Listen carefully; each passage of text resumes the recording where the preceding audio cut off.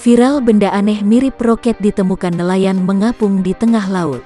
Dalam video yang diunggah akun Instagram @infokomando.official Jumat, tanggal 29 Oktober tahun 2021, terlihat nelayan mendekati benda aneh tersebut.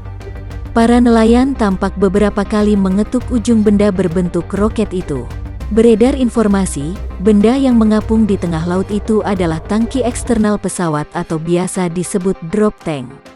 Sampai berita ini diturunkan, belum dapat dipastikan kebenaran benda apa yang mengapung, apakah benar roket atau drop tank.